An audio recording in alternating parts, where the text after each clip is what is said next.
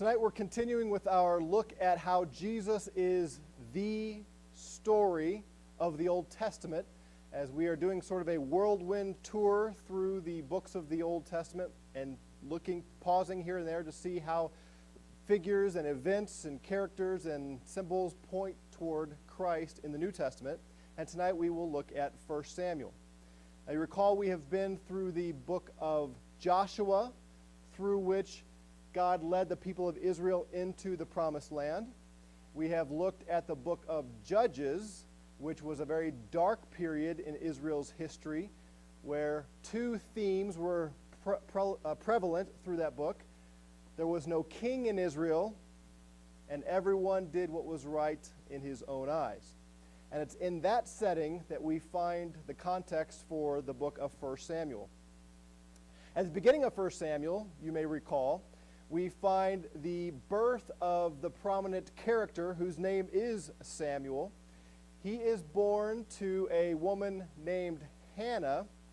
Hannah was one of those ladies in the scripture who was unable to bear children for many years. She was married to a man named Elkanah. Elkanah had another wife named Peninnah, and Peninnah was able to bear children, and she and her children made fun of and mocked and ridiculed Hannah because she was unable to bear children. And at one point, Hannah took it over everybody's head, went to the Lord and asked him if he would please give her a child, and said, "If you do, I will dedicate him to you. A razor will never touch his head. I will set him apart and bring him to the temple, and he will be yours for all of his life." And the Lord heard her prayer, and she bore Samuel. And indeed, when she had weaned Samuel, she brought him to Eli, the priest, at the temple, at the tabernacle at that time, and dedicated him to the Lord, and Samuel served the Lord all of his life. That takes place in the first couple of chapters of this book of 1 Samuel. Now, Eli, as I mentioned, or Eli the priest that I mentioned, was a good man, but he had one very prominent failure. He did not teach his children well.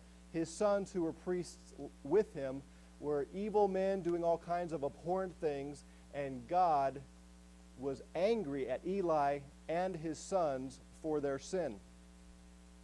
And we find in chapter 4 where God judges Eli and his children.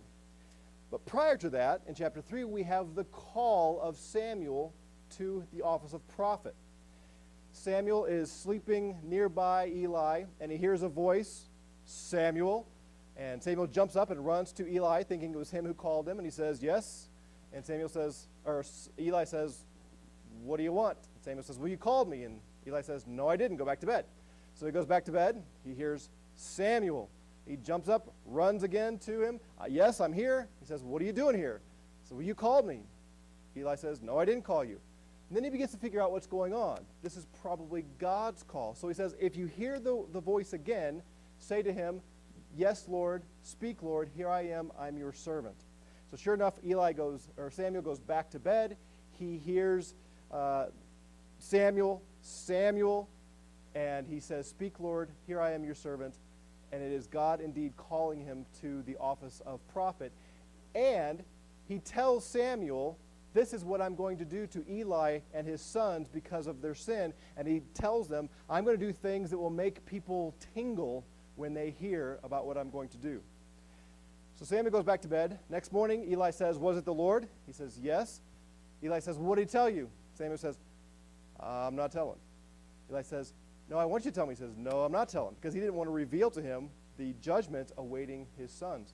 And finally, Eli says, "Look, if you don't tell me, may everything God said to you happen to you and your family." Samuel says, "Okay," and he lays it out for him. And at the end of this very sobering message, Eli says, "It is the Lord. Let him do what seems good to him." That takes us to chapter 4, where God metes out this judgment. The Philistines come against Israel. Israel is defeated soundly, and they begin to say, "Why is this? What has gone wrong here?" And so they get this great idea that they're going to take the Ark of the Covenant, the very throne of God himself, the symbol of the covenant God made with them, and they carry that into battle thinking, surely God will give us victory if we carry his ark into battle. And what happens is the worst thing imaginable. The Philistines conquer Israel further, and they take the Ark of the Covenant. Eli is sitting at the gate of the city on the edge of a road waiting for a report of the battle, and messengers come, and one in particular comes and tells him, your sons, Hophni and Phinehas, have been killed, and the ark has been taken by the Philistines.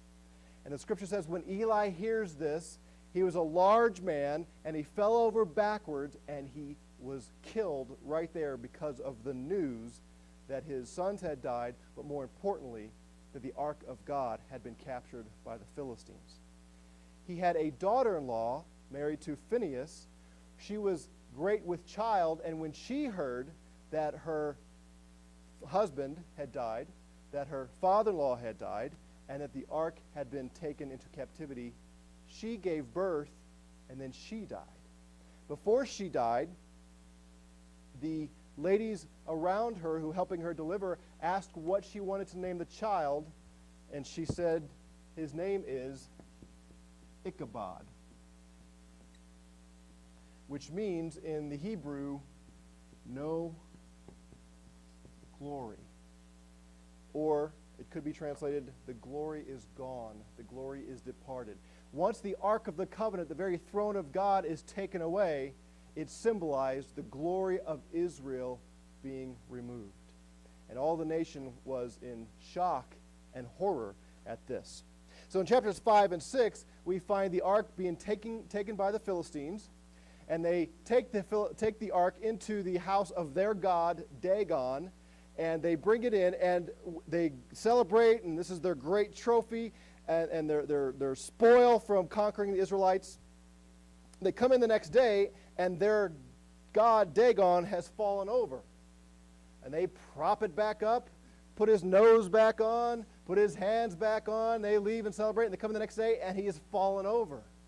And they finally begin to realize something's going on here. So they send the ark away from that place to the various kings of the Philistines, and everywhere the ark goes, there are cancerous tumors that follow them. So they're getting sick, and plagues pour out everywhere they go. And finally they decide this is bad news to keep this ark, and they put it on an ox cart, and they tie 2 young oxen, two young cows at the front who have never had a yoke on them. And they say, if this is truly of the God of Israel, then the cows will take the ark back to Israel, which is an amazing thing because the tendency for the young cows would be to go find their mothers, but they don't. They head straight for Israel. And Israel sees this great sight, and they are now rejoicing that the glory of God is coming back. Chapter 7, we find Samuel calling Israel to repentance, to rid themselves of all their idols and get straight with God. And they do that, and that leads us to chapter 8, where a major event takes place. In chapter 8, verse 4, we read that the elders of Israel gathered together and came to Samuel at Ramah, and they said to him, behold, you have grown old, and your sons do not walk in your ways. Now appoint a king for us to judge us like all the nations. But the thing was displeasing in the sight of Samuel when they said, give us a king to judge us. And Samuel prayed to the Lord. The Lord said to Samuel, listen to the voice of the people in regard to all that they say to you, for they have not rejected you, but they have rejected me from being king over them. Like all the deeds which they have done since the day that I brought them up from Egypt, even to this day, in that they have forsaken me and served other gods, so they are doing to you also. Now then, listen to their voice, however. You shall solemnly warn them and tell them of the procedure of the king who will reign over them.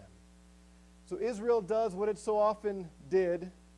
They wanted to be like the other nations. They wanted to serve like the other nations. They wanted to have a leader and a ruler and a military king. And so they cry out and say, make for us a king. Give us a king. We want to be like them. And God says, they haven't rejected you, Samuel, as their leader. They have rejected me as their king. That is a pretty telling statement of the state and the heart of Israel. So Samuel finds a king. His name is Saul. He's a big man. He's a handsome man. He's a pretty good military leader. He has some success by the grace of God. And Israel gets very excited at some of his military prowess, and they think, all right, this is good. This is what we were asking for. We have a good king. Well, to the degree that he was a decent military leader, he was not a man who took seriously the commands of God. And he committed two very awful sins. One of them was he had an appointment set with Samuel, but Samuel was a little late. And so Saul grew impatient, and he decided that he is going to take upon himself the duties reserved for the priests and the special duties set aside for the prophets of God. And he performed sacrifices that were forbidden anyone else except the clergy that had been specifically called to this. He offered these sacrifices, and Samuel showed up and said, what have you done? You can't do this. God has rejected you now as king. But the end did not come immediately. It gave Saul a little more time to disobey God. And a little later, he committed yet another offense against God. And I can't remember what it is. What is it?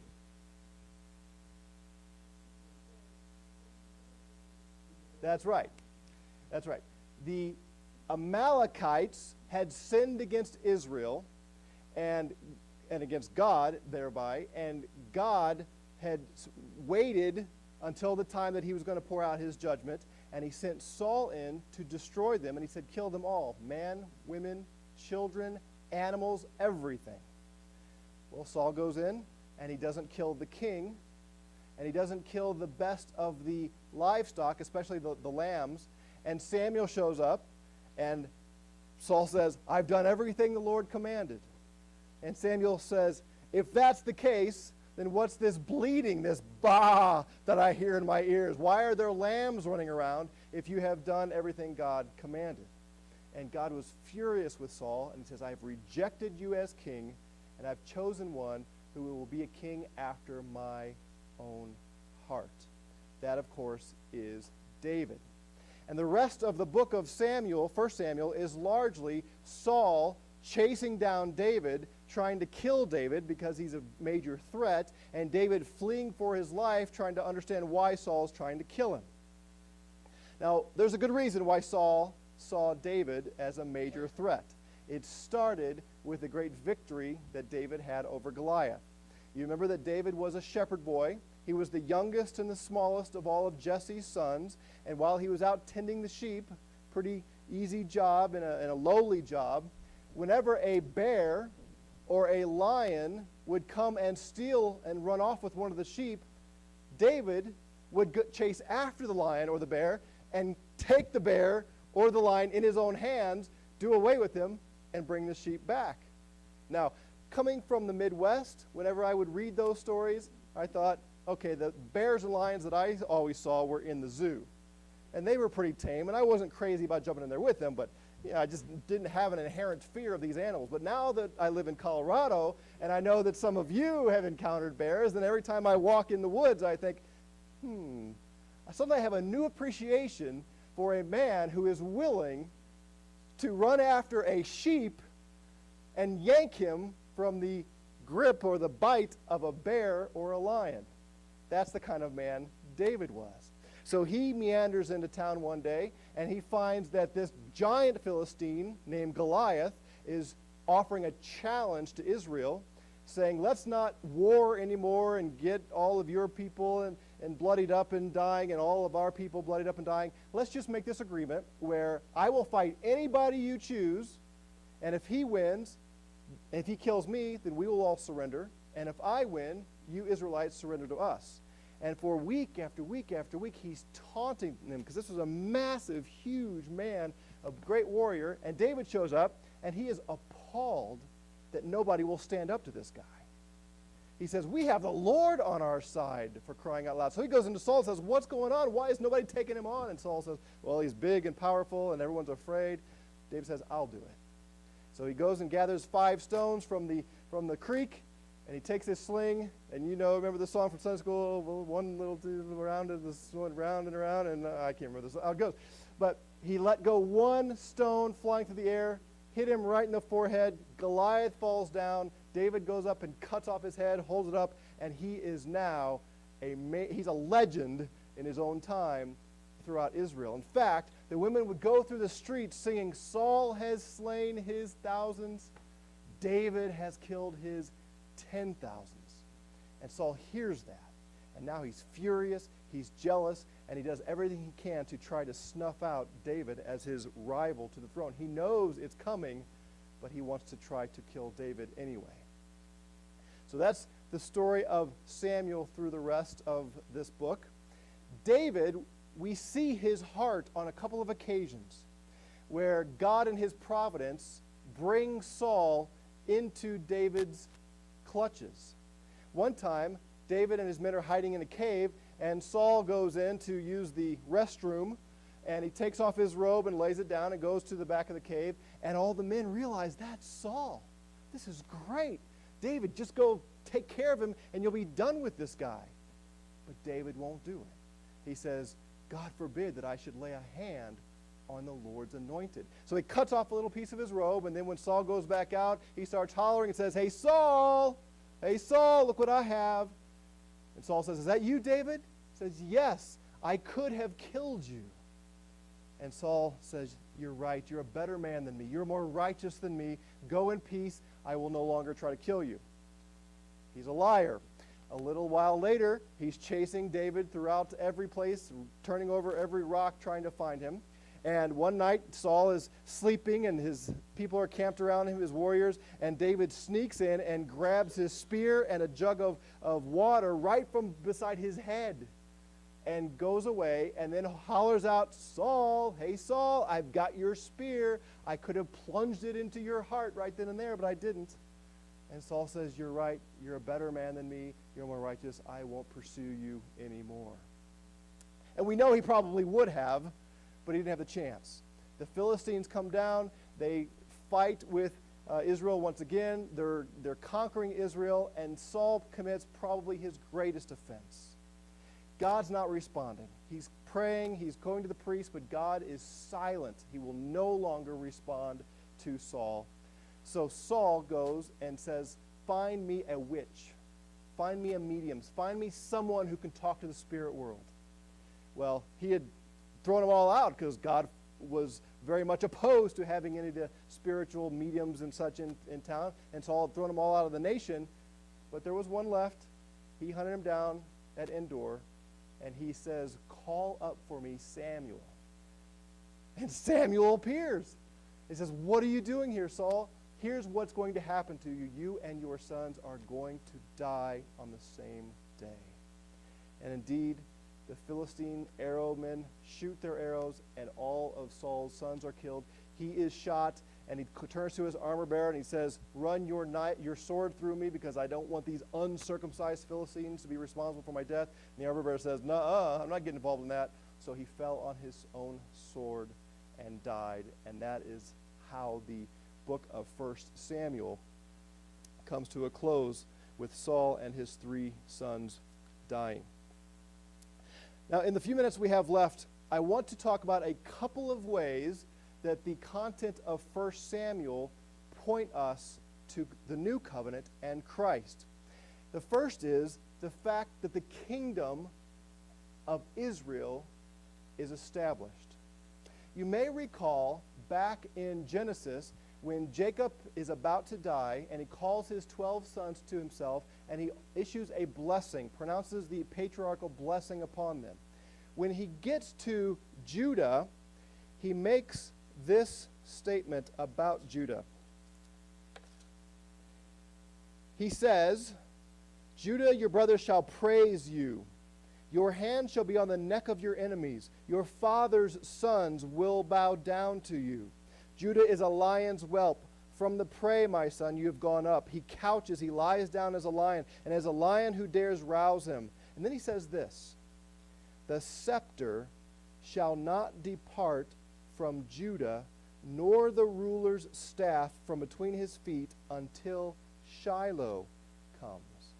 That's interesting because this is a long time, centuries in fact, before there is any king or kingdom in Israel. But Jacob says to his son Judah, the scepter, the symbol of kingliness, will never depart from you and your offspring. Another interesting point we find in chapter 2 of 1 Samuel, where Hannah sings her song, Santa Claus, yes, it's not even close to Christmas, where Hannah sings her song of praise to God for giving her a child.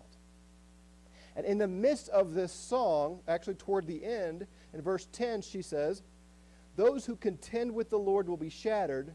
Against them he will thunder in the heavens. The Lord will judge the ends of the earth. He will give strength to his king and will exalt the horn of his anointed. Again, before there's a king established, before Israel has even asked for a king, the Lord is revealing his plan that there will be a kingdom, which introduces a very interesting question. We see that it displeased the Lord when Israel asked for a king. In fact, he took it personally. He says, what you are doing here is you are showing that you do not want to obey me. You have no desire to follow me. You want another one to be your king. So was God pleased or displeased with their request? Well, the truth is, at the local level, at this historical place, and for the reasons they asked, God was displeased. And yet, it was part of his plan. He had predicted centuries before there would be a king. He had revealed through Hannah there would be a king. And of course, his ultimate plan was to provide a kingdom for his son. And this was the beginning of the kingdom of Israel, which foreshadowed and pointed to the rule that his son would someday enjoy over all of heaven and earth. We also see in the book of 1 Samuel David himself introduced. David, who becomes the chief figure, and through all the prophets, through all of the rest of the Old Testament, foreshadowing the coming of God's Son, the Messiah. In fact, the throne of David becomes synonymous with the Messianic king who would sit on the throne reigning over Israel at Jerusalem. In fact, so often is the root of Jesse or the offspring of Jesse used in the prophets. Even the word David itself is used as the Messiah. Not that David is going to be resurrected and come back to life, but David's son, his offspring, would one day sit on the throne which David possessed. David was a man after God's own heart. Jesus, even better, said, my meat and my drink are to do all that my Father has given me to do. David is the writer of many of the Psalms, most of the Psalms, in fact, and many of them pointed to Christ specifically. We call them Messianic Psalms. David was Israel's greatest king, and his triumph over Goliath was not written so that we would have a great figure to model ourselves after when we face the giants in our life. That's not the primary point. I don't think God would really want us to go running through the woods and through the wilderness and through the Black Forest area and see if we can come across a lion or a bear and try to take them on with our own hands just to prove we have the faith of David. That's not why that is in there. David and Goliath is intended for us to see that the greater son of David will oppose all of God's people's enemies and be victorious. I believe that Goliath there is actually a picture of Satan. And David defeating Goliath is a foreshadow of Christ conquering our biggest enemy and having victory. And as I said, the throne of David becomes the symbol of what God will do in the new covenant with the people of God, with his own son, Jesus Christ, sitting on that throne. And we will look more at that next time as we get into 2 Samuel.